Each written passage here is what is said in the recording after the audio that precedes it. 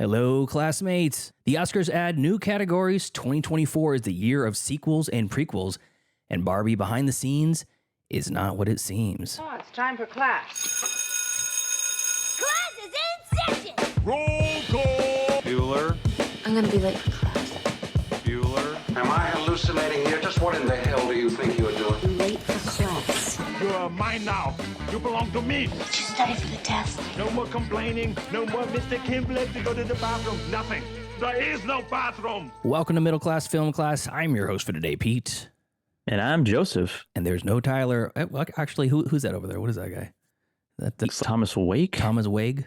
Thomas Wake? Thomas Wig? Wig? Whatever his name is. From the Lighthouse. Also on my shirt here. Yeah, our unofficial... Our Gab Chatter theme narrated by one lighthouse keeper. Yeah, unofficial spokesperson. Willem Dafoe for the Gab Chatter. So Tyler's out. Tyler's sick today. All right. Yes, it seems to be some sort of bug going around because we're remoting, as you can hear and see if you're watching, just because I don't want to risk transferring sicknesses to other people and putting us all out of commission. Yeah, that's right. The love of your life is not feeling well, so you're staying home. Yeah, that just comes with the territory of she works with kids 5 days a week or 4 days a week, and they're a little disease-ridden flesh bags. Kids are just germ bags. That's all they do. Yeah. All they do is spread disease. Yeah. But we have a wonderful show in store for you today, even though it's just 2 out of 3 of us. Welcome to everyone on the Twitch stream, everyone in YouTube's, and the OG classmates in podcast land. Welcome so much. We thank you so much for being here. How you feeling today, Joseph? Well, right now I'm feeling good. It's actually a nice day outside. It's nice and sunny. It's been freezing for California and myself in the mornings. It's hard to get out of bed, honestly. I know it's actually frosted over. Yeah, it's frigid. My car's been frozen over twice. But it's been good. It's been good movie watching, gotta say.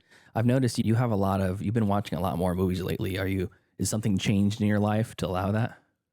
Well, for someone who claims to be a film buff, what you have to do actually is watch movies. You have to actually partake in the nature of being a film buff. Before I was like watching movies semi-regularly, not nearly as much as I am now, but it's just good, I think, to just open your eyes to a wide array of different genres and different decades and different styles of filmmaking. And you become more well-versed in storytelling, and you can understand how certain directors do things their way and how other directors do it a different way. And you pick up on different things the more that you immerse yourself in the movie world. Yeah. Could also be that the weather sucks right now, so it's a lot less chance of going out and having fun. Yeah, we'll see what it's like during the summertime. Yeah, exactly. So anyways, let's get right into some Gab Chatter. Find some charity, you lad. Now's the time for Gab Chatter.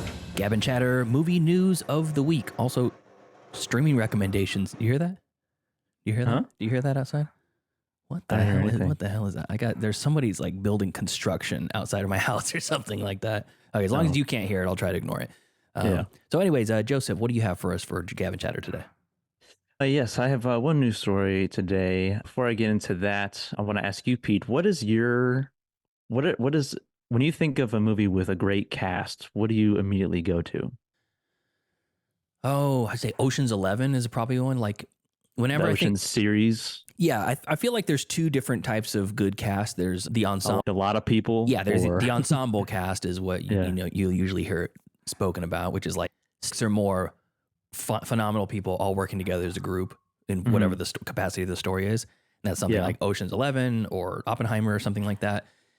And then there's like the small cast that would be something like, I don't know, Natural Born Killers.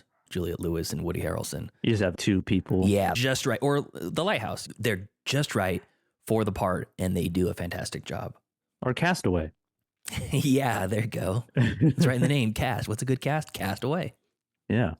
So the Oscars have recently added the new category of best casting for casting directors. Interesting. And they think the first time we're going to see that is in the next year's Oscars, the 2025 Oscars. And apparently it's been a category that's like people have been pining for, like wanting to see a category for casting. The Academy CEO, Bill Kramer, says that casting directors play an essential role in filmmaking. And as the Academy evolves, we are proud to add casting to the disciplines that we recognize and celebrate.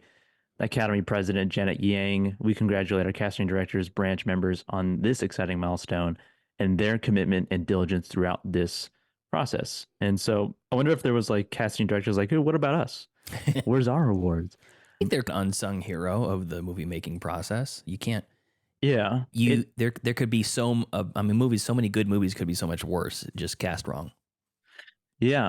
How much, I assume the director of these movies also have a say in who gets to be in their movie. Oh, for sure they do. For sure. It's a collaborative process, but they got to find them. Yeah. So it's like, I wonder how they delegate the responsibilities to the casting director. Does the director say, I want Margot Robbie, I want Zac Efron, I want these people.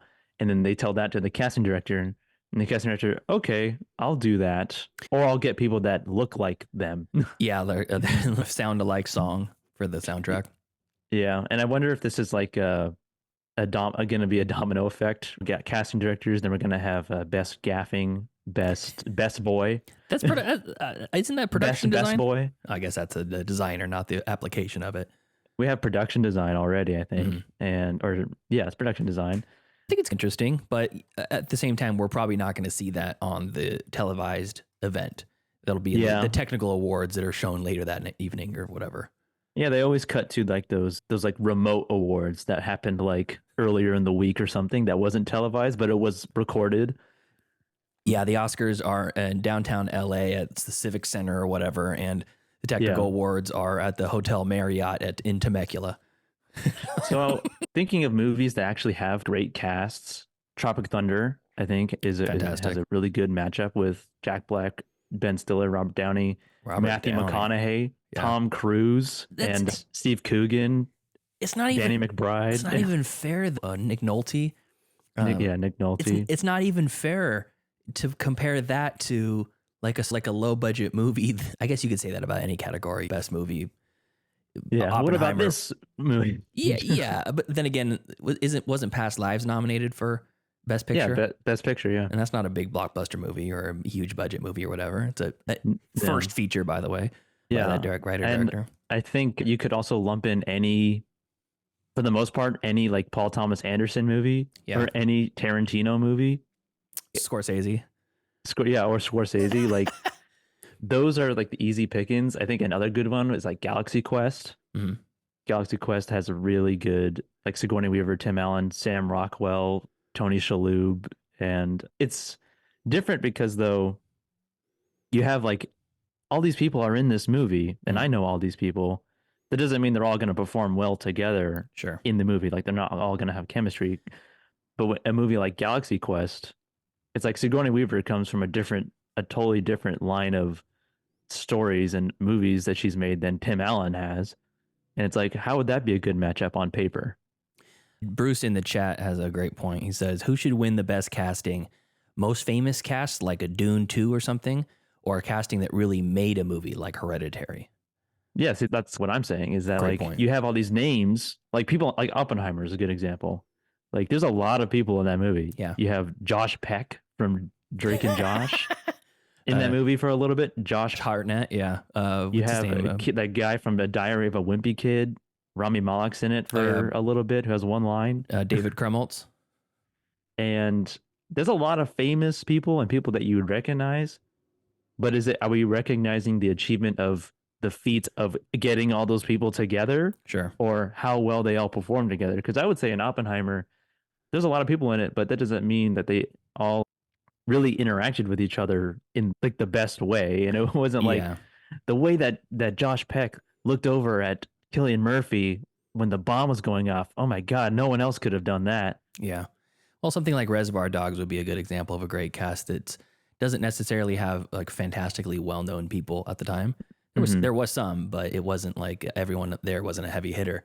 But man, Yeah. I don't know. It's really hard. It's really hard to quantify or grade that, in my opinion. Yeah, because then I feel like you're going to get into the territory of, well, maybe Josh Peck just deserves his own nomination. Well, I feel like if you're going down that casting road, you're almost it's almost like what's the word I'm looking for? Almost like a consolation prize for the people that were snubbed for their nominations. Best supporting actor for XYZ. And you're like, well, why wasn't he nominated? And why wasn't she nominated? And all three of these people are in the same movie. So now they get best casting nomination. Yeah, we're just going to lump it all together and just say, you guys look good, worked well together. Yeah. Bruce says that he would nominate David Lynch as an all-timer for a really unusual casting that somehow works. Yeah. He's good. Yeah, he's good for that. Yeah, I think when I heard when Interstellar was still in its pre-phase and we just heard about it, like we heard that Nolan had cast Matthew McConaughey and Anne Hathaway in a sci-fi movie. I was like, Matthew McConaughey and Anne Hathaway. What the hell? I didn't feel that way at all because after The Prestige, everybody that was in The Prestige, I didn't really expect to be in a movie quite like that. Even though it's more of a drama, it definitely has sci-fi fantastical elements to it. Yeah. And I trust Nolan to the ends of the earth. So I never really thought about it. I was like, oh, fuck, can't wait for that. Yeah, if anything, it was going to be unique because it was just the casting itself. Because it was like outside of his casting realm. Yeah. Given his track record at the time. I think the next one is going to be the stunts, best stunts. Best, stuntman category. They've been talking about that for a while, and I think that it's time. Best assistant director. We got this movie done on time. Yeah. Yeah, best second unit director. Yeah. They had to deal with all this shit in Malaysia while everyone else was back home. Best second unit director of photography. The one thing that I think that might keep the stuntmen from having their own award at the Oscars, which doesn't make sense because I'm pretty sure the stuntmen have their own award somewhere else. This is just me speaking out my ass, but yeah, wouldn't it be a little bit almost like they don't do at the Guinness World Book of Records? They don't do fattest animal anymore. Because they don't want to. They don't want people to encourage people to like overfeed their cats and be like, "Hey, look, biggest piece of shit in the world." It's like they don't do that anymore because it's almost like it's like a dark record. It's a bad one. So yeah. They don't want to like encourage people to be negative like, effect. Correct. Yeah, they don't want to say this guy's really going for the Oscar, that best stunt. He basically lit his face on fire for an uncut 30-second segment, and then his whole face melts off, and he's deformed for the rest of his life. Yeah, some sort of dystopian awards ceremony. Yeah, where people are literally killing themselves to like get recognition. Yeah, it's the world of Metalocalypse, basically, Death Clock. Another movie with a good cast, I think, would be Kiss Bang. Yeah, that's a good one. Yeah. Stuck out. Glengarry, Glenn Ross. Hell yeah. The Expendable series, I don't know. There's a lot of action stars. More of my God.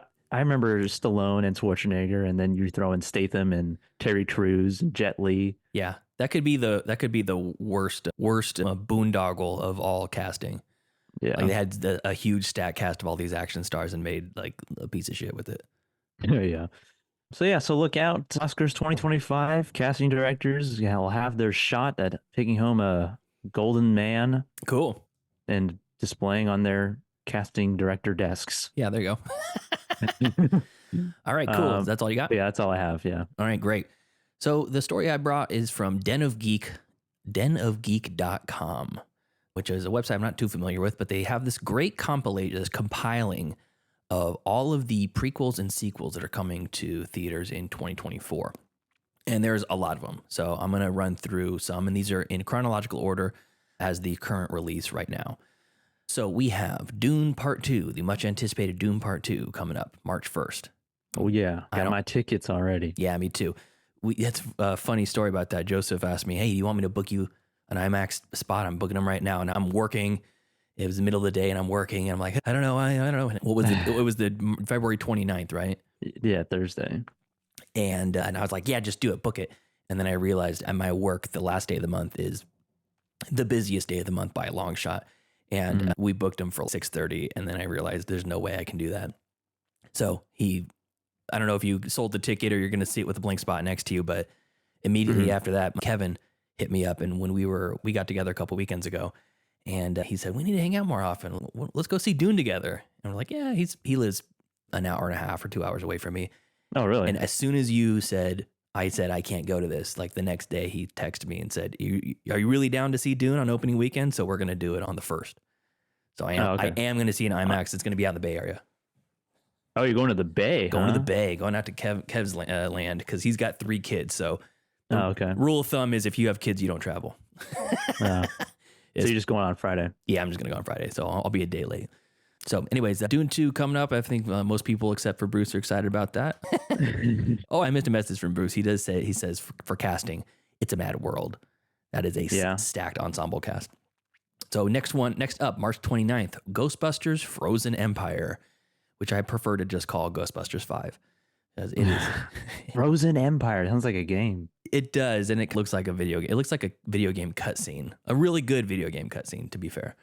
It's really good. I don't have a whole lot of desire to see that. I think I liked Afterlife well enough. Did you see that one? No, this is a sequel to that. Yes, Paul Rudd's in it. Okay. What's his name? Finn Wolfhard from Stranger Things.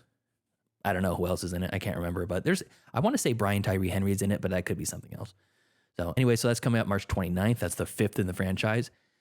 Furiosa, a Mad Max saga, May 24th. Pretty excited about that. It's going to be fun. Yeah. At 78 years old, director George Miller continues the Mad Max story by exploring the history of one of Max's allies, the Imperador Furiosa.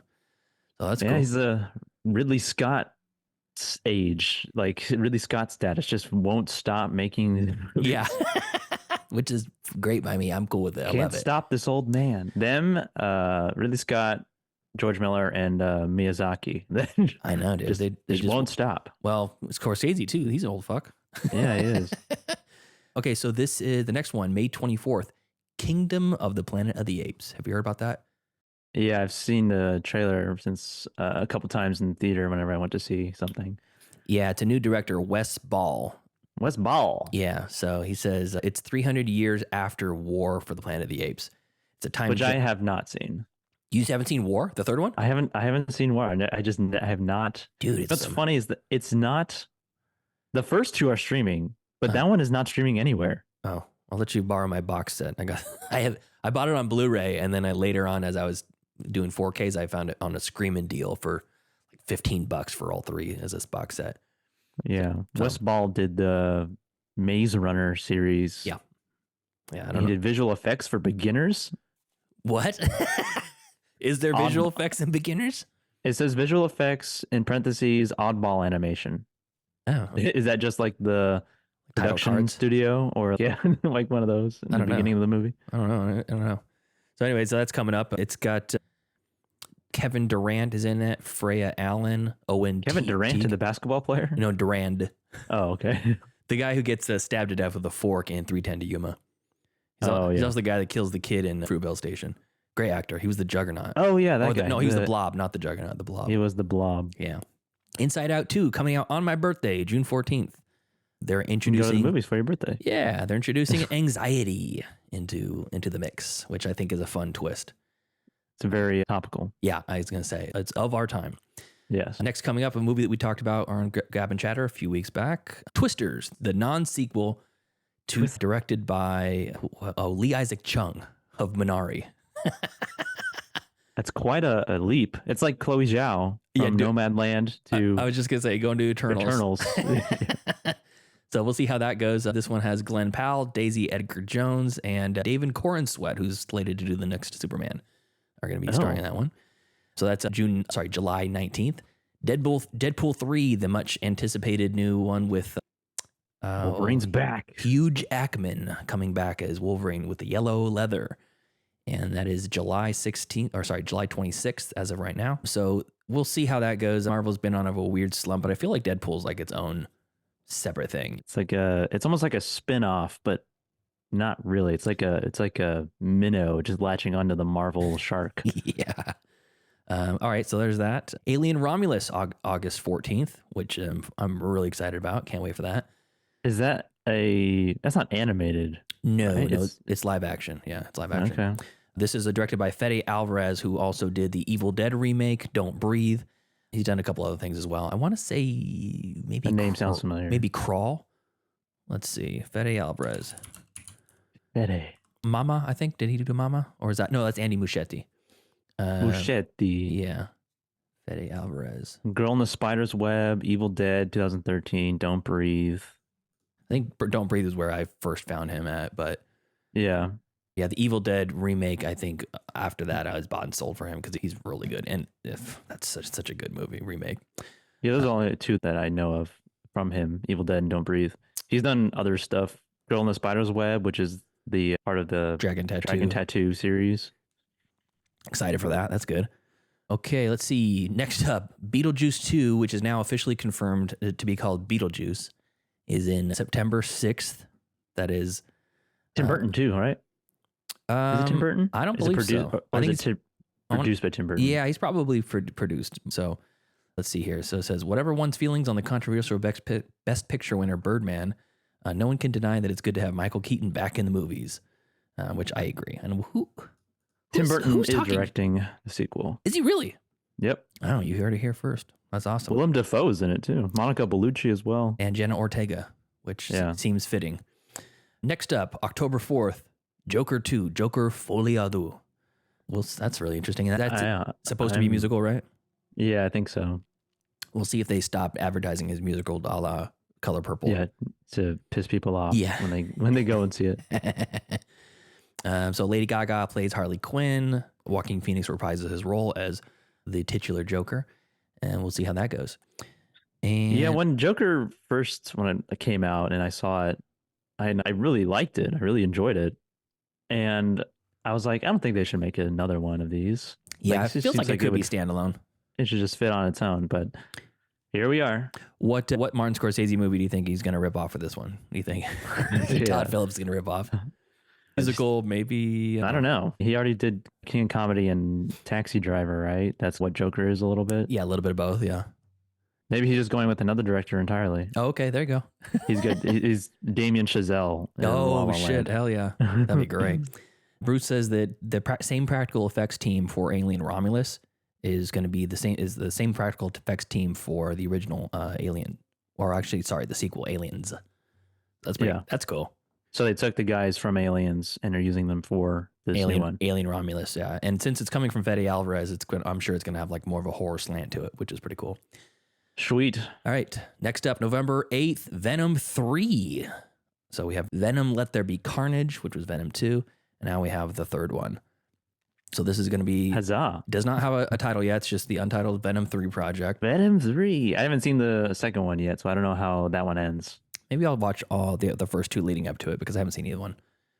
It's going to star Juno Temple, Chiwetel Ejiofor, and let's see, it's going to be sharing some sort of a crossover between Dr. Michael Morbius, apparently. Morbius? Yeah, but apparently Morbius is going to be involved. He's back. Wait, Tom Hardy is Venom again, I assume. Yeah, I'm sure. I hope so. Yeah, well, I guess we'll find out. They get the guy from Upgrade Yeah. to be Venom. They just do They're that. so similar. Okay, next up, November 22nd, Gladiator 2. Ridley Scott is not directing, but let's see here. Oh, Ridley Scott's not directing the Alien movie, but that's because he's working on another Gladiator movie.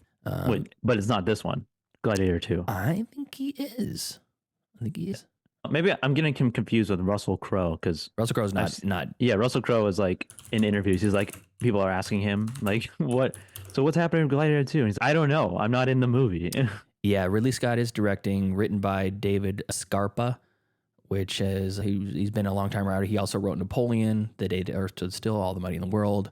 Looks like a bunch of other Ridley Scott movies. And so far, the cast that's attached is Paul Mescal as Lucius, Connie Nielsen, Pedro Pascal, Denzel Washington, Joseph Quinn, Matt Lucas, who was the creepy guy who played the Tweedledee and Tweedledum in the new Tim Burton Alice in Wonderland. Alice in Wonderland. Yeah. Alice in Wonderland. Yeah. And then a couple other people I recognize, but that's pretty exciting. Pedro Pascal, Paul Mescal, and Denzel Washington all together. Yeah. I'm excited to see Paul Mescal, how he does in with the British that world. accent. Yeah. Hello, I'm the gladiator. That's pretty good. You sound like you're from London.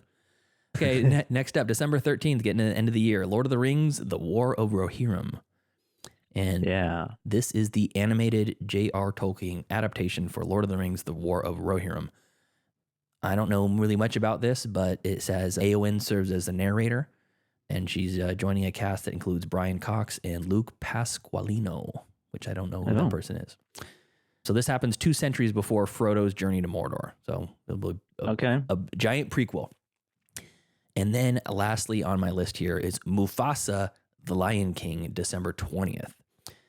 So yes, this is a live action, or is this also animated? I believe it is a live action, quote unquote. Oh, the Lion King remake. Yeah, Jon Favreau's live action, $1.7 billion grossing live action Lion King reboot.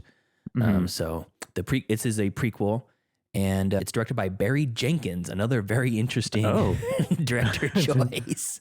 Jenkins from Moonlight, and If Beale Street Could Talk. Yeah. Yeah. So Aaron Pierre, who starred in Jenkins' underseen television series The Underground Railroad, plays a younger Mufasa, while Kelvin Harrison Jr. voices his brother Scar. Seth Rogen and Billy Eichner and John Kenny will once again play Puma, Timon, and Rafiki. So we will see. This is a prequel, though, right? Yes. So it's okay. A younger Timon and Pumbaa? Yeah, but they sound older. They're just going to pitch their voice up. Yeah. So those are all the prequels. There's a shit ton that's coming. There are prequels and sequels, and I guess that's what we get in 2024. Re-requels and re-sequels and sequels and the squeakquels. Yeah. Yeah. When do we get another Alvin and Chipmunks, huh? Oh, God. We should be so lucky. We are due. So that's my only story for that. And I'm just going to mention this briefly because I don't want to get into it too much, because another content creator has already done a much better job of summarizing this phenomenon more than I have. And I'm just going to give him a shout out, and then I'm going to put a link to the videos in the show notes. So there's a YouTube series. It's not really a YouTube series. It was like limited series. It's called No CGI is Just Invisible CGI. I'm going to look up the guy's name right now. Oh, yeah. I saw the link for this video. So the YouTube channel is called The Movie Rabbit Hole, and it's a 4-part series called No CGI is Just Invisible CGI. And part 3 of that series, he talks a little bit about the Barbie movie, and the advertising campaign behind the Barbie movie was they're going back to the basics. It's a practical sets. They're doing movie making techniques that would be used in 1910, and is the same as they're doing in 2023. And what really struck me to this, which kind of infuriated me in a sense, because it feels like it's misleading, it's deceptive, it's surreptitious. And what they've done is that on a lot of the behind the scenes featurettes on some of the Barbie physical media that's out now, they show these behind the scenes how-tos, right? This set and that set and all this stuff. And for example, the scene where Barbie is driving the little pink Corvette through the desert, heading out of Barbie land to the real world or whatever. That scene, there are production stills that show it as a blue screen. Yeah. They have a blue screen behind it, but they're really in the pink car. And then in the CGI or in the behind the scenes featurette, they replace the blue screen with background, like not for like realistic film shots, like actual shots from the film, but as if this whole thing was done without a blue screen. Like they're pretending the blue screen isn't there, and they're replacing the blue screen with a background as if it is like the finished product in the movie. It absolutely blows my mind, because that's the whole point of the behind the scenes, is to see exactly how it was made. Yeah, how they did it, yeah. So I think that, I don't know, it's impossible to say. Betrayed. Yeah, it's people are like, what do you think? Why do you think they're doing that? And is it because they're trying to make it seem like there was 100% practical effects? Perhaps. It's hard to think that's not the reason why, but it's impossible to know like their actual motives behind it. But it seems too sneaky, and it seems too, I don't know, it seems wrong to me. Yeah. So it's I saw a couple stills, and you can see like the cropping, the blue screen kind of cropping around like Ryan Reynolds' head or the camera tripod and stuff. And it's very obviously, when you zoom in and look at it, not a real shot. It's really like a composited shot. But this is how we made the movie. And I could understand if they're doing that on a still and they're trying to like play forward just how much practical is it in the movie. But the movie's already out. It's made its money. Yeah. You know, people bought the DVDs. Show us how the fuck it's made. Like, why would you, why now? You know? Yeah. Why dress up what we want to see? Like, why hide that? Yeah. Again, it has to be that they're trying to make it seem like it's more practical than it actually is. But it seems like morally. Where does that decision come from? I don't know. It's like doing a Photoshop touch up to somebody saying, well, just woke up, just came out of bed. And then they Photoshop their face. No makeup, hashtag no filter. Yeah. And it's like that people want to see the uncut version. They want to see the raw footage. And it almost seems even, I don't know. That's really frustrating. So Kevman says it could be proprietary tech that they don't want to show. Possible. Yeah, the unpatented technology that they don't want, or maybe it's unpatented. They just don't want people to see it. Yeah, that's true. So so I'm gonna put a link to that in the show notes. It's a 4-part series and it is long. Each part's like 15 to 25 minutes long. So it takes a minute, and it talks about the CGI in Top Gun Maverick and how there is a lot of practical stuff, but it's mixed with good CGI, so it looks like there is no CGI. So I talked about it a little bit in the show a long time ago about one specific shot in Jurassic Park. It's like 1993, and it has what most people would consider fantastic CGI because there's not much of it. It's like they have mostly practical, and then the things that the practical is not physically capable of doing, they'll CGI and they'll do it for a quick shot. There's a scene with the Dilophosaurus where it's about to shoot the tar at Nedry's character, Wayne Knight's character, and it's a practical Dilophosaurus. And there's a scene when he throws a stick and the dinosaur has to crane its head to the left and look behind itself and then look back again. That quick cut of the dinosaur turning its head is fully CGI. And if you stop and watch it, it doesn't look real. But it's so fast, you're filling in the gaps of the story that you're not able to tell with the practical effects. Yeah. And then it comes back and then it's looking again at Nedry like a real puppet. And it's so fast. So as opposed to Black Widow, where the entire shot is CGI and some production assistant has a tennis ball and a stick and they're like, look over here, there's an explosion, you know? So that's it. So watch that if you want, or just silently rage and you know. Ignorance is bliss, and just don't watch anything. Yeah, that would be fine too. So anything else, Joseph? Nope. All right, let's get into some streaming picks.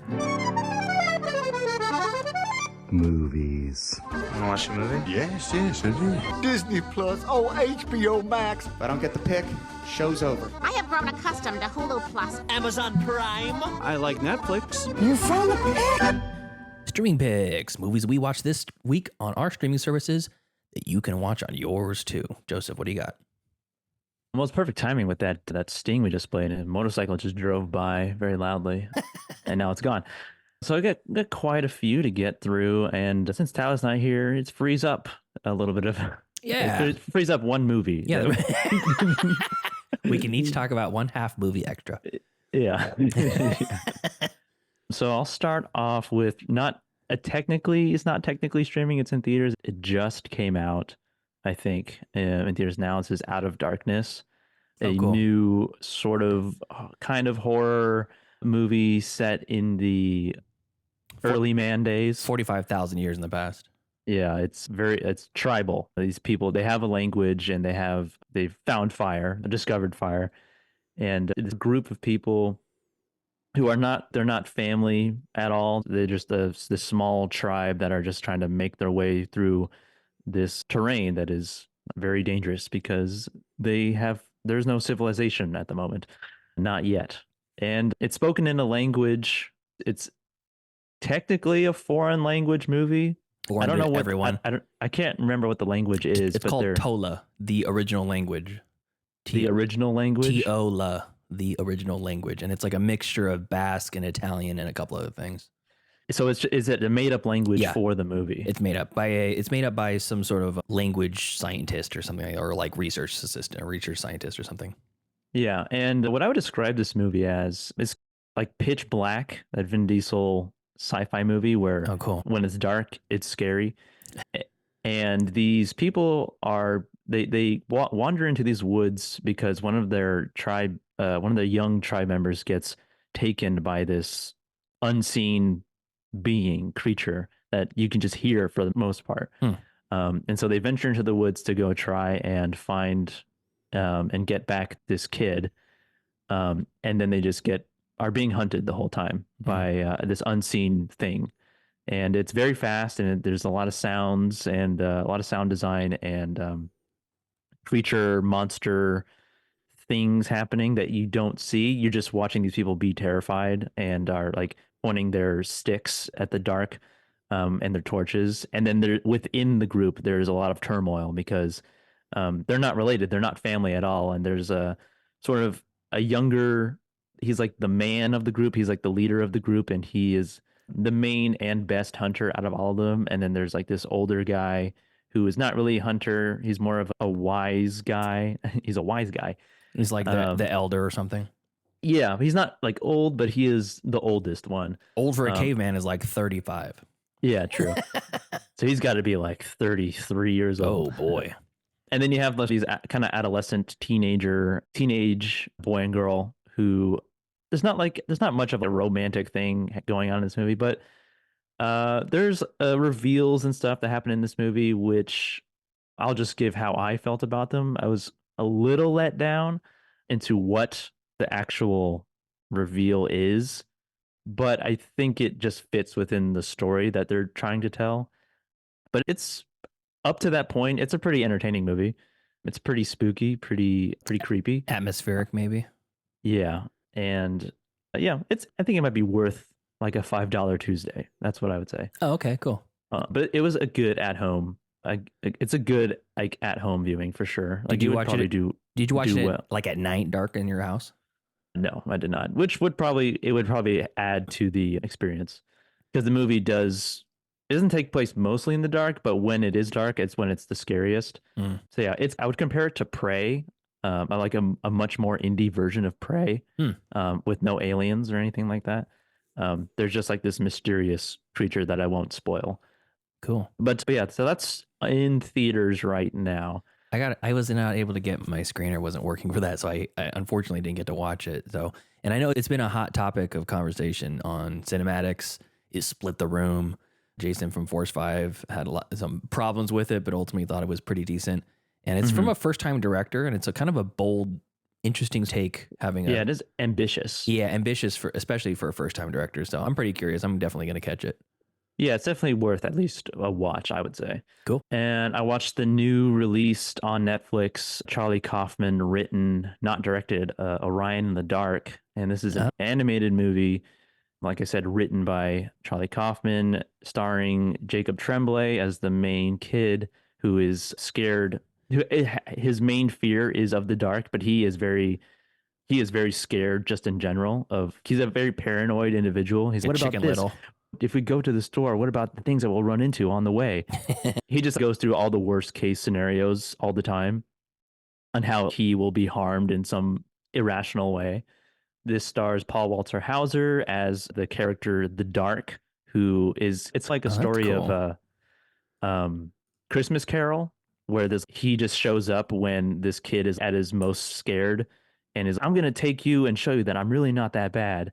And there's a bunch of other characters that are like of the theme of like nighttime entities.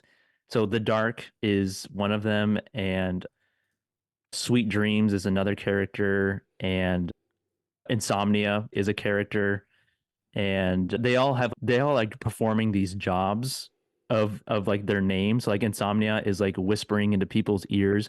What about that thing that you did in the fourth grade where you pronounced that word wrong in front of the whole class? All right. Yeah. Colin Hanks plays the adult version of Orion, and the Jacob Tremblay plays the young version of Orion. The story goes, I'll go as far as that in terms of spoiling the story and how it plays out, because I was surprised on where the story went and how it was revealed. It was a pretty good kids movie, and I'd say it's worth a watch. It has some Charlie Kaufman-esque themes, like when it gets existential, it's there's the Kaufman that I know.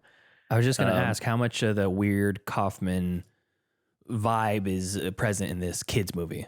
I would say he's definitely watered down that a little bit for this movie to make it more accessible for kids, but it's definitely still there. Like when it shows up, you'll know. And it's very cute. It's a very cute movie, and the end is very wholesome and sweet, and it was good. I enjoyed it. Much two movies about being scared in the dark in a row. That's cool. Yeah, one's not for kids and one is. Now you need to watch Darkness Falls about the Tooth Fairy. Yeah, so this also has Ike Barinholtz, Natasha Dimitru from What We Do in the Shadows. Oh, cool. I like her.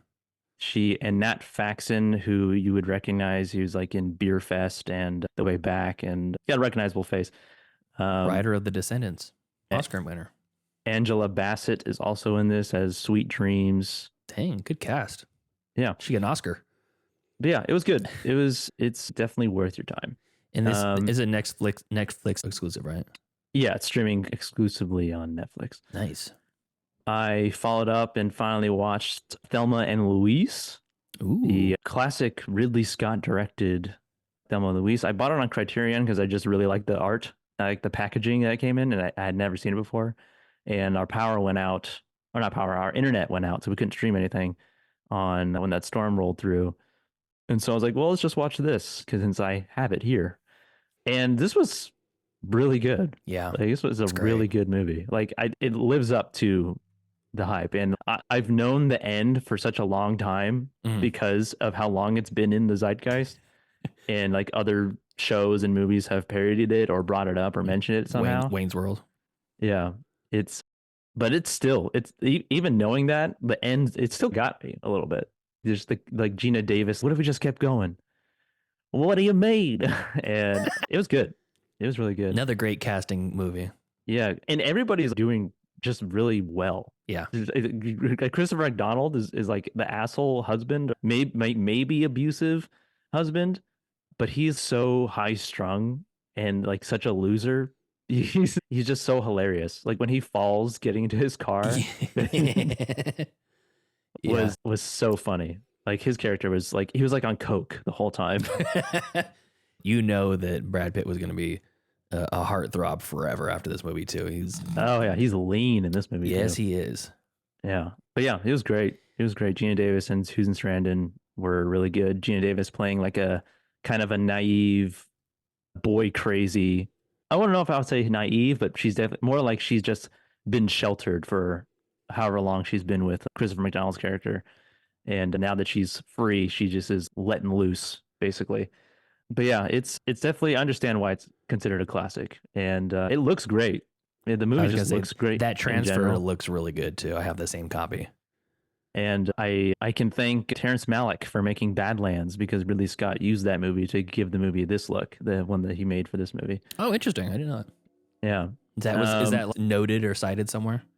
It was in the trivia, so okay. Just based on that, it's got to be true. Yeah, that's true. I caught up with Life, the Ryan Reynolds, Jake Gyllenhaal, International Space Station Alien movie. Oh, we should say Thelma and Louise is streaming on Roku.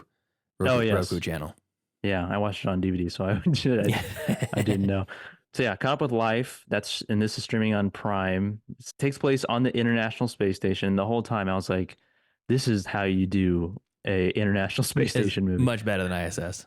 And it was a movie that like I remember it coming out. It's come out in 2017, and I didn't really hear much about it when it came out. And I didn't hear if it was good or bad, but it was pretty entertaining.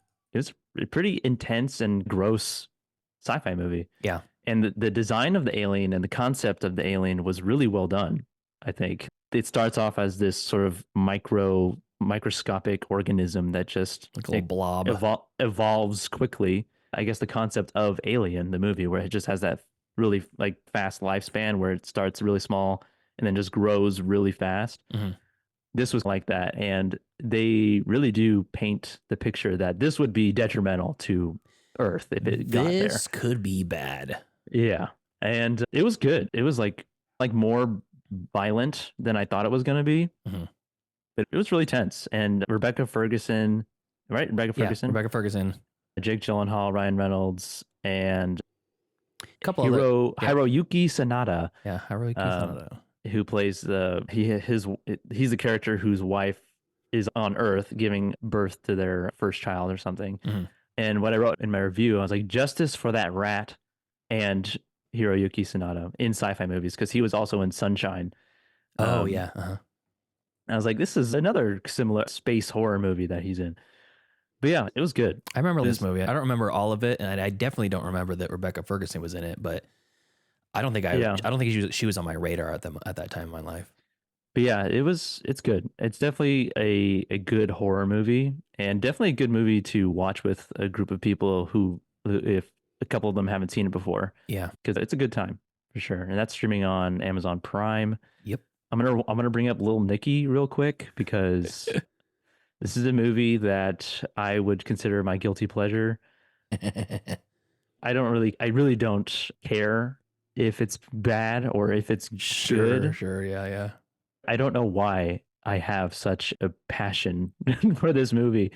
It's not that I'm like going out of my way to you have to watch Little Nicky. It's more just I just like it a lot. Sure, yeah. It was around a lot when I was a kid. It's a fun movie. I watched it was on cable a lot, and I just watched it too much, and it just stuck with me. It just latched onto my brain. That's funny. The amount of characters though and cameos that are in this movie, I think also play a little bit a part of it, because Quentin Tarantino is in this movie as a blind street priest, and Harvey Keitel as the devil, playing a comedic role. I don't know. I'm not too familiar with Keitel's work, but it seems like it'd be out of his norm when it comes to his roles. I have the cast in front of me. It's an amazing cast. Yeah. Robert Smigel is the voice of Beefy, Reese Witherspoon, Dana Carvey, John Lovitz, Kevin Nealon, Michael McKean, Quentin Tarantino, and Rob Schneider all are just in very small parts. Yeah. It's and I have to also assume that like Dana Carvey's performance as the ref at the Globetrotters game is very similar to how the ref is in 8 Crazy Nights. And like just the way that he talks, it seems very similar. Adam Sandler voices the ref in 8 Crazy Nights, but it's very similar to how Dana Carvey performs his role as the ref in this movie. But the jokes in this movie are so stupid, but everyone seems committed to the roles and are just really trying to sell this movie.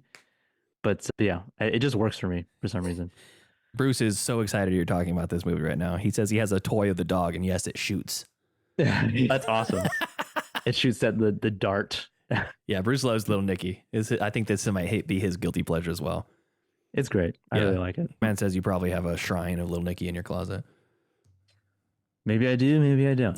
You can neither confirm nor deny. I finished the quote-unquote Paul Schrader's Man in a Room trilogy, starting with First Reformed, following that the Card Counter with Oscar Isaac, and the final movie, Master Gardener, starring Joel Edgerton. Mm-hmm. And this, I think, follows the same trajectory as most third parts in a trilogy, where the first one was pretty good, the second one debatably better than the first, and the last one just doesn't quite live up to the first two. With Master Gardener, Joel Edgerton the story is that he is the head gardener, basically almost like a groundskeeper for this estate, which is owned by Sigourney Weaver. And you can tell by his appearance and how he carries himself that he has a past. And I'm just very small spoiler here, and you won't be surprised when it's revealed if you watch it, is that he is a reformed Nazi. Wow. And I think Joel Edgerton is doing a pretty good job playing this sort of very stoically in an otherwise uneventful movie. Mm-hmm. We're shown glimpses into his past and how he arrives to where he is now. And that's really when it hooks me in. It takes about 30 minutes to get there, but just stick with it if you want to see how this movie unfolds. I think it's worth one watch. Paul Schrader is a very unique filmmaker. I think the way he presents these movies, at least in this trilogy of movies, they feel very cold, and from beginning to end, there's a level of uneasiness about them, and whether it's through music or the actors or the design, he has a very liminal or minimal way of set designing, where it's just the Oscar Isaac or Ethan Hawke is in a room, and just one framed, like one small framed picture on the wall. He's got one tiny little lamp on his desk or a candle or something, and he's writing in his journal. And that's essentially like the vibe of the whole movie. I feel like his movies, like at least the ones that I've seen of his, like these last three, I haven't seen Master Gardener, but they're like two sides of the same coin with early Yorgos Lanthimos, where all the acting seems very stilted and the characters have something wrong with them, but you're not sure what. Yeah, there's a scene much like in First Reformed, flying around the world while hugging. There's a scene in which I can only assume is an alternate visualization of sex. And instead of showing us the act of that, we get two main characters driving through a field of cartoonishly blooming flowers. It's a very strange movie, and it's a little less enjoyable, but it's a very interesting character study with Joel Edgerton. He's carrying the movie, basically. Yeah. About someone who you think is no longer a Nazi, but still might hold on to the same language and maybe some of the ideology. Oh. Even if they're actively trying to suppress those feelings, like they're trying to not be that way. But there's moments in the movie where it's like, oh, where did that come from? Like, is this and you're like, oh yeah, he was a Nazi. Is this the Paul Schrader biopic? Yeah. So if you are a completionist, definitely watch that. That was streaming on Hulu. Nice. Yeah. And I'm going to bring up Princess Mononoke just real briefly. It's the best Ghibli movie, in my opinion. Agreed. So good. So good. I watched Speak No Evil streaming on Shudder. Yeah. And this is a frustrating movie. I'll start off with that. And maybe these characters are stupid. Did they deserve what happens to them? Maybe one of them did. But this was a pretty tense and uncomfortable movie to watch, for sure. The filmmakers and actors behind this really understood the assignment, and that's let's make whoever's watching this have secondhand awkwardness.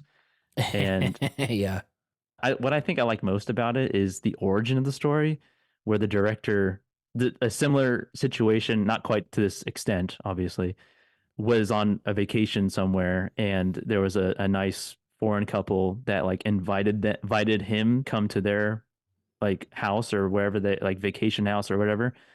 He never ended up going, but the story came from what he imagined could an irrational fear, essentially. Like he let those weird irrational fears kind of form in his head as, what if I did go, but then they turned out to be like this. Okay. And I think it's because it's something that I think that we do just as people. You're like, what if I didn't take that exit? What if I was like in a car accident but I could, because I went that way. Sure. What if I walked down this street and instead of this street, would I've gotten mugged or run into somebody or something like that? It's just, I think that's where my appreciation comes from for this movie. The fucking kid though, the bunny the bunny. It was leave the bunny. So you were looking in the car, and then you drive all the way back, and then it's just it was right there. Like we didn't see. Yeah, it was just a device to get to where we're. It's a frustrating where movie. we end up, but it was very frustrating. Yeah, and it's also frustrating because of the end, because I guess slight spoilers is that there's no positive resolution to it. It's just that's an understatement. Yeah, it's like this. These are going to be the people who stop them, but no, it's not. Yeah. It's not that. It's a pretty fucked up movie. This is being remade, and it's going to come out this year. Already, it's being remade. Yes. James McAvoy and MacKenzie Davis are the stars. Oh, okay. Oh, because it's a foreign movie, I guess. Yeah. A lot of English in it for a foreign language movie. Yeah, I watched. That was on Shudder. Okay. Yeah, I watched Sanctuary, which I think is on Hulu. Which is a Margaret Qualley, Christopher Abbott led kind of psycho torture chamber piece. All takes place in like a hotel room, and this is a pretty entertaining movie. It's carried by the two leads in the movie, and they do a really good job. Margaret Qualley is very unhinged in this movie when the inciting incident happens, and then she's essentially playing a character who is doing a service of sorts to Christopher Abbott's character, who is he's inheriting like a hotel company because his father died, and he is the next in line to take over this corporation. and multi-million dollar corporation. Yes, and then Margaret Qualley essentially starts to exploit him for that and blackmail him if he doesn't pay her off. And that's like the beginning until we realize at the end what she was really trying to do, which I won't get into. Yeah, and it's like it was good. I kept on flip flopping on how I thought the story was gonna go, but I still enjoyed where it ended up. Yeah. And by the end of the whole movie, it was like one of the most insane therapy sessions ever. And total immersion therapy. Yeah, it was a little bit like Shutter Island, but without the lobotomy. Oh wow! And yeah, it was good. There's a kind of father-son storyline with Abbott's character that reminded me of the Cillian Murphy storyline in Inception. Oh, that's a good call. Yeah, that's a good call. Yeah, and just that part of Inception, obviously. But yeah, it was good. It was a good, kind of nice, tight little story. Margaret Qualley absolutely crushed it in that too. She's so good. Yeah, she was great. I think she should do more. She get more leads in movies. I know she was a lead in a show, I think. But yeah, get her some more roles. Get this woman some work. Yeah. I watched Sleepless in Seattle, which is streaming on Peacock and Tubi. All right. And my mom and maybe other moms out there will not like me for this, but this was not a good movie. And it wasn't even like any of the acting or anything like that wasn't good. It was just like how the story is told that I didn't like, because they don't meet each other until the last scene of the movie. It's mainly just following Tom Hanks, who is living as a widower. His wife recently died from cancer, living in a boathouse with his son, and trying to get back into the dating world about 1.5 or 2 years after his wife's death. And his son calls a radio station that is like a Frasier type radio station. Yeah. And basically gets him to talk about what happened. And it's like a national radio too, because he tells the story of what happened and who he is, and then he gets fan mail from all these women, and then Meg Ryan also hears that and turns into a stalker, and it's essentially what she's doing. She's stalking him. Yeah, and she is just like these other women who are fawning over him, except she follows through with it and goes to Seattle to meet him. And yeah, I didn't like it because, one, Meg Ryan's engaged, and she's not like even with somebody who's like an asshole or anything. He's just this guy who's just sick all the time or is like allergic to everything. Yeah. And they have like one of the most amicable breakups or ending of an engagement that I've seen, where he's, I don't want you to settle for me. I don't want anyone to settle for me. And I'm like, why would you be with this guy?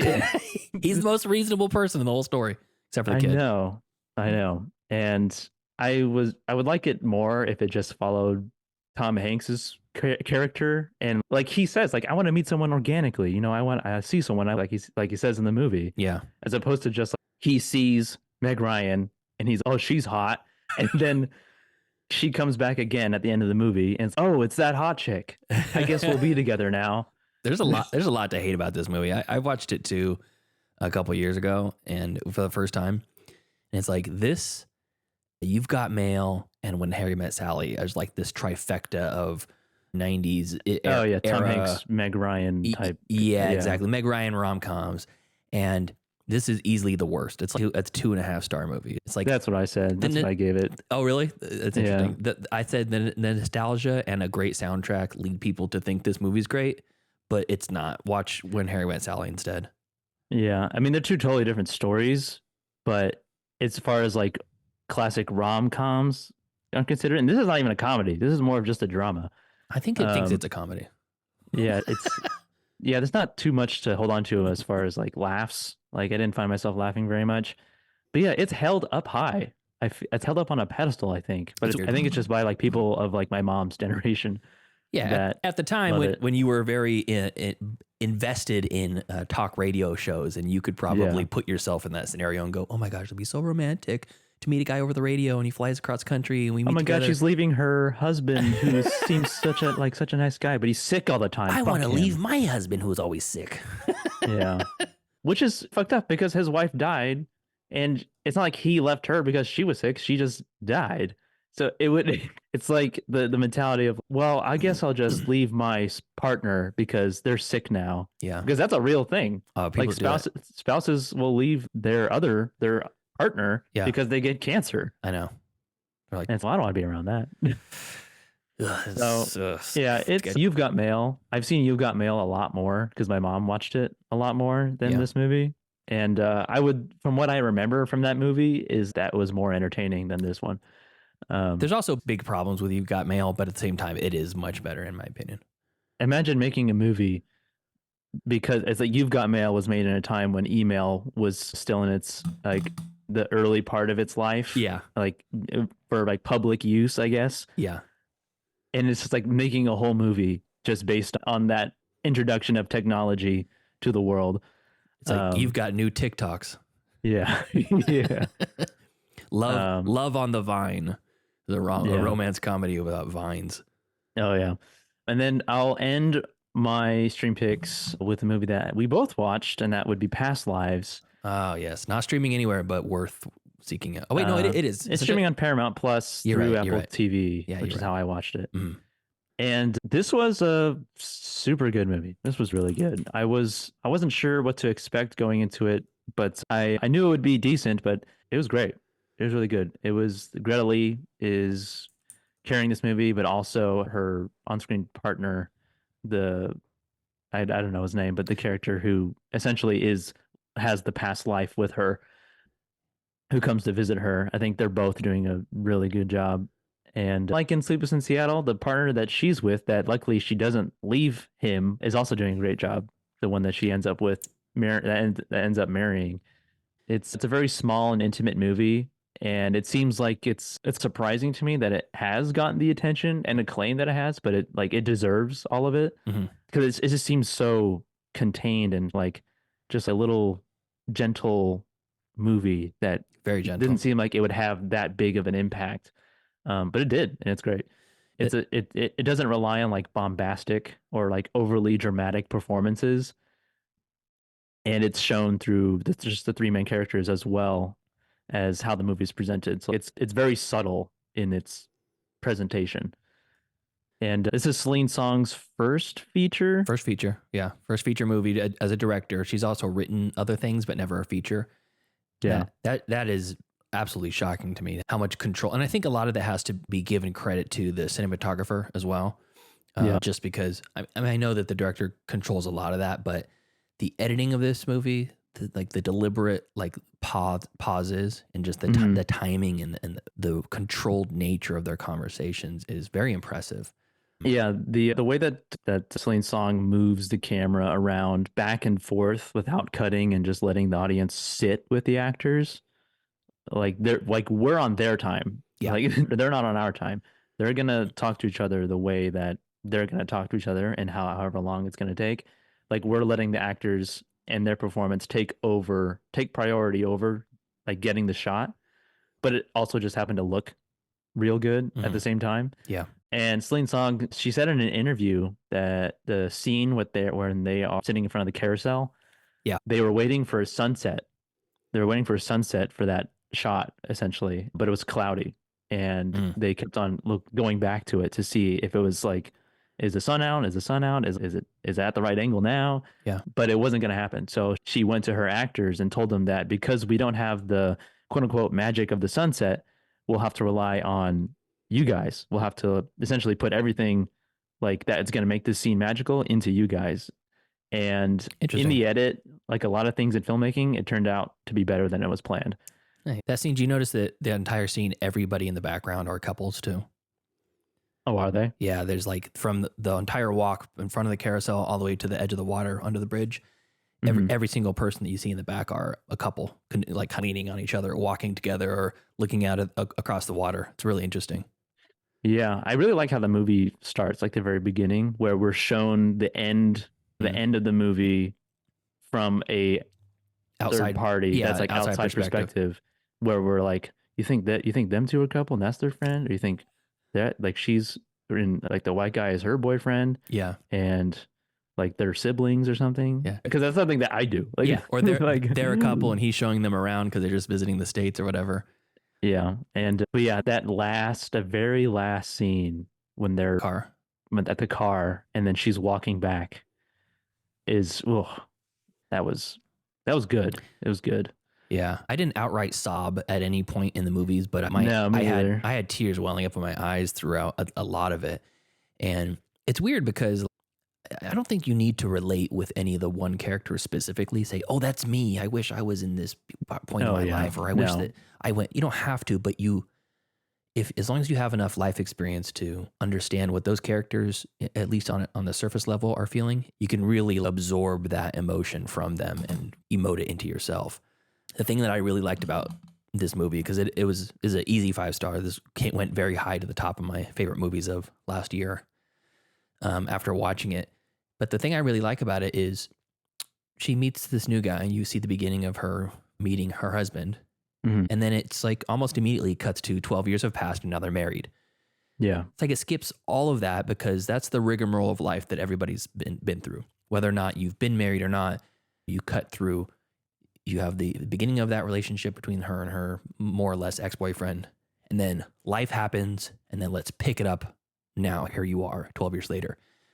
So it skips past all that stuff, but it'll spend like 15 minutes of runtime on a single conversation. Yeah. And more or less an inconsequential conversation when you think about it. Mm-hmm. I think that a lot of times that sort of control, you can come off as like pretentious or very try hard. But I think right here, it makes it feel more human and resonating and very much impactful. And I think the reality of the way that the story unfolds, it has to come from real parts of Celine Song's life.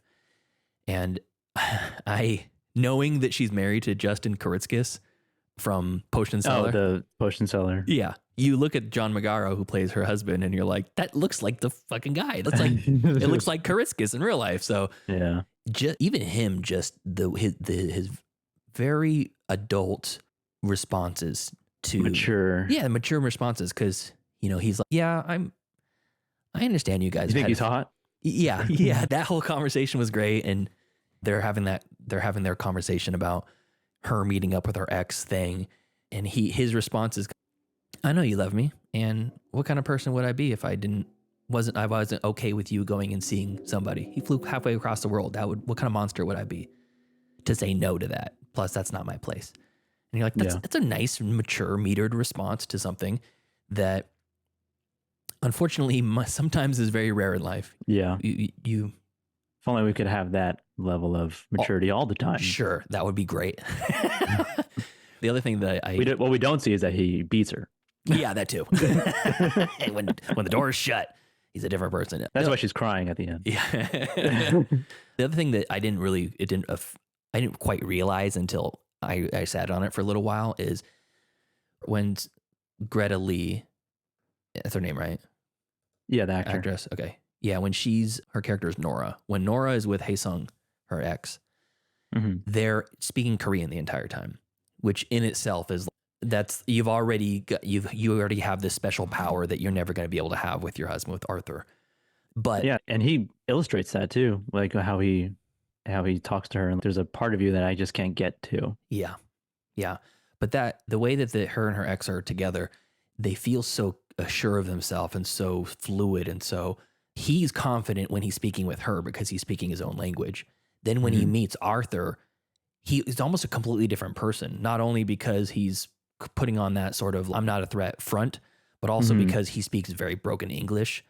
And it almost is like completely disarming. Like this whole time when he comes up into their apartment, I was thinking, oh God, he's now on his turf, and this guy is tall and attractive, and they clearly have a thing going on. And then as soon as he opens his mouth to say something like, thank you for your hospitality, and it's in like the most broken English I didn't expect that. I thought he was bilingual like she was. So it's instantly disarming, and you're like, whew, it allowed me to breathe a big breath of fresh air for Arthur, for the husband. Yeah. Because just like so you're Arthur, huh? Well, just like Sleepless in Seattle, it's like, I don't want her to leave her husband. They're married, and they seem like they have a great relationship together. Like, Why? Yeah. Just because this guy came along that all of a sudden it's like, okay, I need to move to this small town and abandon my corporate gig and start a life together with this person, like a Hallmark movie or something. Yeah. So I loved it. It was such a fantastic movie. Everyone should watch it. Yeah, it's great. Cool. Anything else? Your stream picks. My streaming picks, yes. Okay.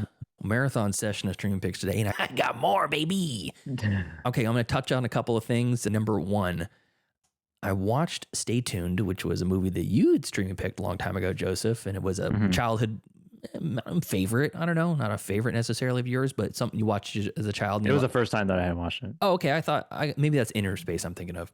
Yeah. Yeah, I didn't really know much about it except for what you'd mentioned, and this was really fun. Yeah. Yeah, it's basically the plot is that John Ritter he plays a guy who is obsessed with TV, and he's got a little bit of a complex because his wife makes way more money than he does. Yeah. And as soon as he gets home, he instantly goes to the TV. And this is in the era of very small TVs and very few channels, and satellite cable was probably in its infancy. Yeah. And he gets, what's his name? Jeffrey Jones. Yeah, Jeffrey Jones plays the devil by all intents and purposes. And he in the movie and in real life. Yeah, exactly. And he comes up to the door and he's basically, I got something for you, Mr. TV guy. I got this remote control that's going to give you all these channels, which that does not work. How does that work? And he basically gets sucked into the TV through the satellite dish. Him and his wife basically threatens to leave him because she broke the TV because he won't pay attention to her.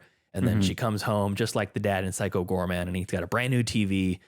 And she is pissed. She's, I'm leaving, da-da-da-da-da. And they both get magically zooped into the satellite dish. And now they're in this TV land, TV world. Like Mike TV from Willy Wonka and the Chocolate Factory. The cool part about this is, for one, it is actually very funny.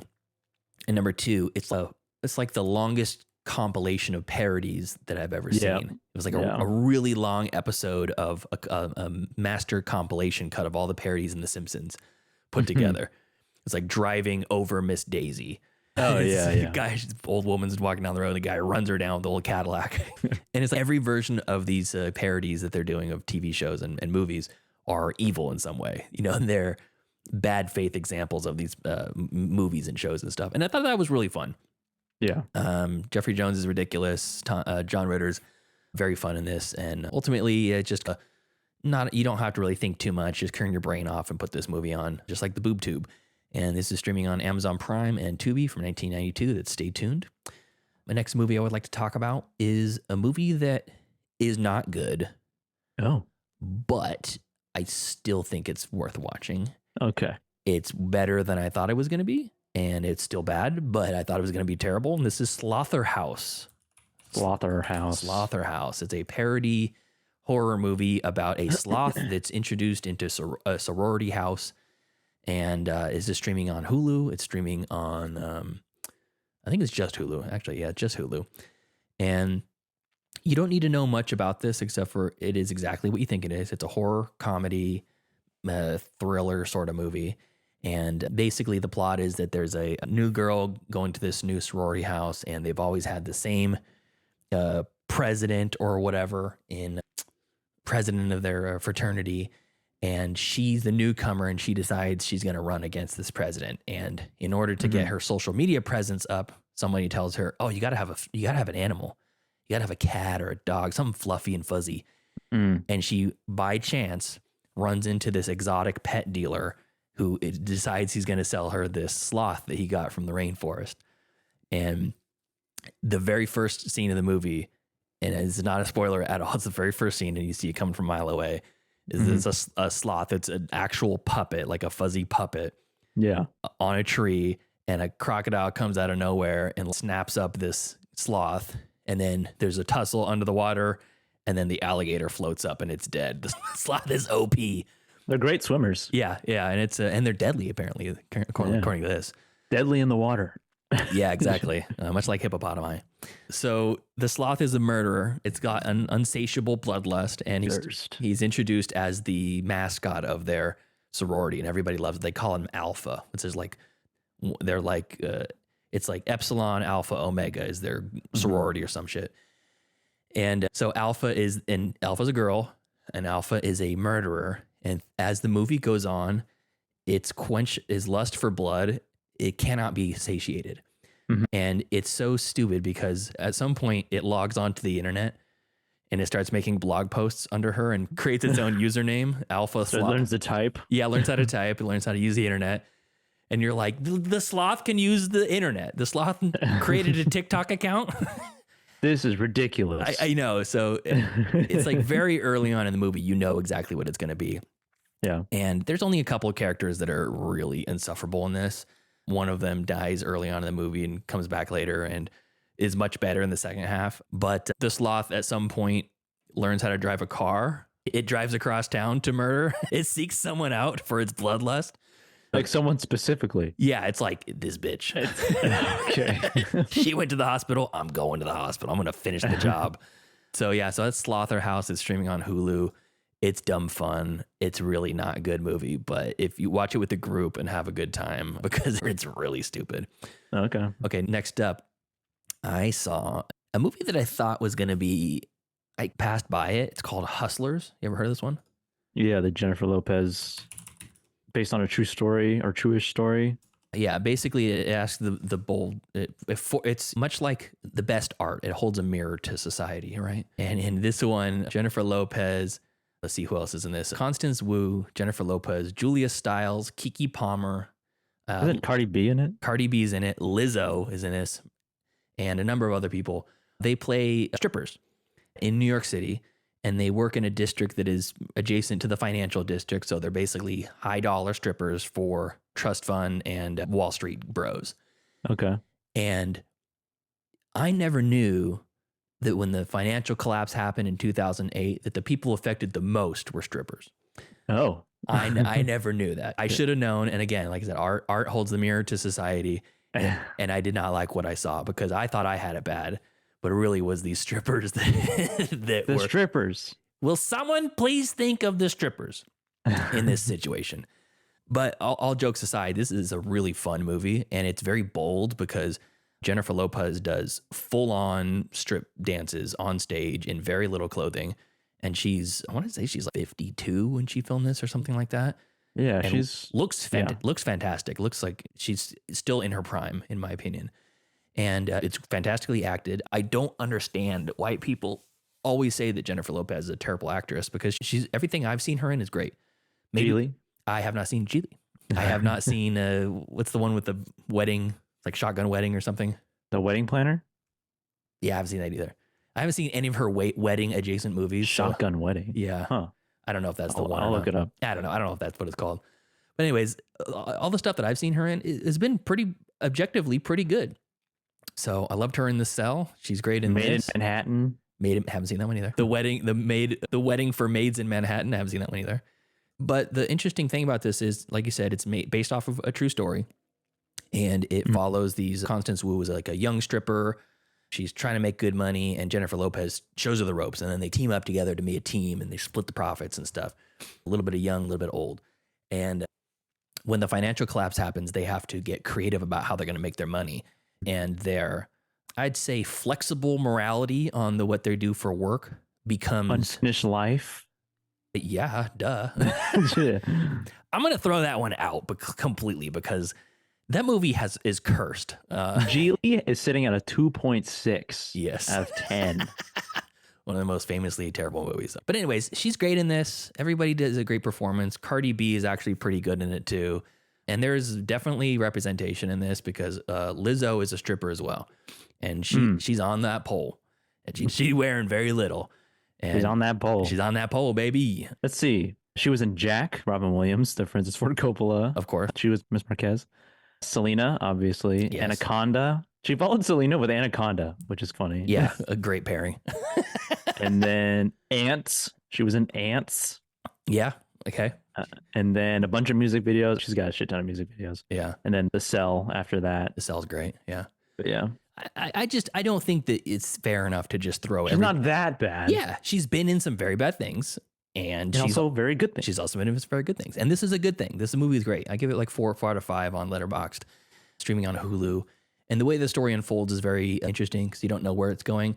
But it's like the Wolf of Wall Street for women. instead of investment brokers, they're strippers that are on Wall Street or right off of Wall Street. So yeah, worth your time. You know what you're getting though, because it is a very in your face movie about female strippers. So a lot of drugs, a lot of strip. Yeah, a lot of nudity, a lot of butts and faces and stuff like that, and dubious clientele. So if you're going to clutch your pearls, stay away. But I thought it was very fun. And then the last thing that I saw that I really liked, I saw Fried Green Tomatoes too. Oh, you know what? I'm not really going to talk about that because I thought it was fine with a very out of left field ending. Kathy Bates was fine in this. Everybody else did a good job, but I thought this is probably my least favorite Kathy Bates performance. Yeah, but so that was fine. But I did watch The Talented Mr. Ripley, which I followed that up basically because Saltburn. Yeah. Everybody said that it was basically Saltburn was Talented Mr. Ripley set in the English countryside. And I have to agree, it felt very much like it. Matt Damon is a chameleon in this, he's so good in this. Jude Law, I don't think has ever been more charming. And Gwyneth Paltrow, the appeal for Gwyneth Paltrow is undeniable in this movie. She's okay. So this is where it comes from. She's so charming. Yeah, she's so charming. This and Shallow Hal. Oh yeah. But Cate Blanchett's also in this. Jack Davenport, Philip Seymour Hoffman in a small role. James Reborn, Philip Baker Hall. Even there's a lot of names in this movie, and it's set in Greece, I think, Greece or Italy. Yeah, I think it's set in Italy, but it's almost unfair to set a movie there because it's just so gorgeous. It just looks good on its own. It looks good no matter where you're shooting. Interior, exterior, everything. And it's a period piece too. So it's in like the 1950s, I believe. And Matt Damon plays a character who basically imitates people. And he's basically essentially stealing Jude Law's life. He was sent by Jude Law's father, who he met in America, to basically get him home because the character of Jude Law, Dickie Greenleaf, he doesn't want to leave. He doesn't ever want to. Dickie Greenleaf. Old Dick Greenleaf, yeah. and Tom Ripley. And Ripley is basically befriends him, tells him what he's sent there to do to get him back. And then they just become friends and they're fucking off for weeks at a time. And eventually he takes his identity. So. Interesting. Yeah, it's got almost very one for one thematically list of themes as Saltburn. So I thought it was really interesting and fun. That's streaming on Paramount Plus, Showtime, if actually you can't even get Showtime anymore, and DirecTV. So that was really good. And then lastly, I saw Poor Things in theaters. So yes, a little bit of a story with that. So I'm out of town for business.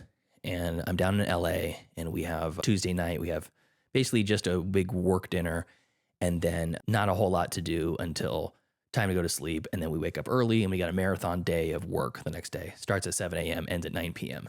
So I have I drink a lot of whiskey before dinner, and I drink even more whiskey during dinner.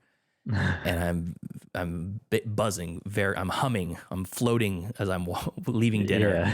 Yeah. And on our way to dinner, from the bar to dinner, I see in the opposite corner of the little patio, I guess a little shopping plaza where the steakhouse is, an Alamo Draft House on the 3rd floor. And I'm like, oh, Alamo Draft House, sweet. Maybe I can actually see a movie I've been missing. There's a bunch that I just are not coming around here very often. In Sacramento. So I look it up while we're at dinner, and there's a 10:15 p.m. showing of Poor Things. I'm like, sweet, I'm going to be out of here at probably 9:45 or something like that. Let's do it. Leave the steakhouse. I go upstairs. I get changed. I lay down for a little bit, and I'm like, I'm not going to get down there till 10:30. I don't want to see a bunch of trailers. I don't want to see anything. I'm just going to get a quick power nap, brush my teeth, change my clothes, and head into the theater. And I get there, 10:15 showing. I get there at like 10:31, 10:32, something like that. And it's a Poor Things just started at the ticket counter. And the guy goes, I can't let you in. We have a 15-minute cutoff policy. If you're 15 minutes late, we don't do 20 minutes of trailers. It starts right at 15 minutes after showtime. I'm like, oh, really? I'm like, oh shit, that's not good. And he goes, you can see Argyle or Zone of Interest. and I'm like, I already saw Argyle, and I really don't want to watch a Nazi movie by Brian Glazer on my business trip before I have to go to sleep. I'd rather watch something fun, and can I please watch Poor Things? And he's like, no, we got a 15-minute cutoff policy. I can't do it. Okay. And I said, I'm from Northern California. We don't have any up there. And he says, well, we have one in you have one in San Francisco. I said, that's like an hour and a half, 2 hours from where I'm at. We basically don't have one where I'm at. And there's not a whole lot of places that are showing Poor Things right now. Can I please see the movie? I want to give you my money. Can you please see the movie? And he like looked around like he was about to tell me manager. Yeah, he's about to tell me his secret or something like that. And he goes, all right. And run. And I gave him my money. Like it was $9, which I thought was very fair. And I literally ran through the hallways to the theater, and I sat down, and I said, I as he was making my change, I said, I won't get popcorn. I won't get any concessions. And he goes, well, they wouldn't serve you anyways. And I looked around, and there's no concession stand. They take your order for food and drinks at your seat before the movie starts. Oh, really? Yeah. So it's like studio movie grill. Yeah. And since the movie had started, they weren't taking my order. So I'm like, okay, whatever. So I just sat there with a friggin' buzz the entire movie. Suffer the whole time. Yeah, it was fine because I had a full belly full of steak and whiskey. But anyways, the movie itself, absolutely delightful. So fun. And I knew it was going to be weird because it's Yorgos. Yeah. But I didn't think it was going to be quite this weird. Yeah. Or this type of... And I thought after The Favorite, I thought, okay, maybe he's toning down the weirdness a little bit. Yeah. And it came back in droves. The bubble that exuded out of Willem Dafoe's character's mouth as he eats. Yeah. I was like, what the fuck is that? I might have missed the first minute, so I don't know if they explain that or not, but this movie... They don't. Okay. You heard it probably. My father did the... Yeah. Removed his stomach or something. Yeah. I thought his character was tragic and hilarious because every time he says something about his past, it just gets worse and worse. Yeah. Oh, my father, the man, the shrewd man that he was, would experiment with me on this. And you're like, what the fuck is wrong with you? As if it was like a normal thing. Yeah. He's like, no big deal. Made me the man that I am today. I'm immortal. And all the accolades for Emma Stone, deserved. I know I think she had some minor nude scenes in The Favorite, I believe. But yeah, I don't remember too much. Yeah, I know that is her first movie where she was topless in, but in this she's naked for a huge portion of the movie. Yeah, and not just she's doing stuff. Yeah, it's one of the hornier movies I've seen in a long time, like new releases I've seen in a long time outside of Saltburn. But it's every horny scene, every sex scene, A, has a purpose. B, is played for laughs for the most part. Yeah. Like none of it is serious. The movie doesn't take itself seriously at all. And there's a kind of out of nowhere dance scene that is added into my pantheon of random dance scenes. The Mark Ruffalo. Yeah. On the cruise ship was so fun. And it's like both of them have no idea what they're doing. The implications of her character, though, are horrifying because she's not really a Frankenstein's monster, because that's what I led to believe. She's an adult body with a child's mind in it, is what it is. So she's more like a Chappie or something like that, where a Iron Giant, where they have to learn about life through living it because they have not been alive up until this point. And when you think about that and just how sexually charged she is, it had parallels to You Won't Be Alone in a way. Because she's just like, oh my God, this is what sex is? Why don't we just do this all the time? Let's just fuck always. Yeah. And all of those scenes, all like the sex scenes and stuff, it's like they're all played for comedy. Yeah. It's all played for laughs. Yeah. Like when Mark Ruffalo, when he invites her and takes her and they get back into their hotel room or wherever they're staying, and then it's just like it's all best. It's just like yeah. It's so funny. And he's like wearing that the girdle, like a girdle, yeah, like a corset to keep his stomach in. Yeah. His character though, Mark Ruffalo, was great. His performance was so funny, so good. Yeah, and I think that it's Emma Stone in The Curse, which is that Benny Safdie series with Nathan Fielder. He's so unbelievably unlikable in that movie. She's like a completely hateable version of a person who cares so much about what everybody thinks about her. Mm-hmm. And in this, she's the opposite. She doesn't give a fuck what anybody thinks about her. She doesn't have the ability to, almost. And she's so likable, even though if you were around her, it'd be draining.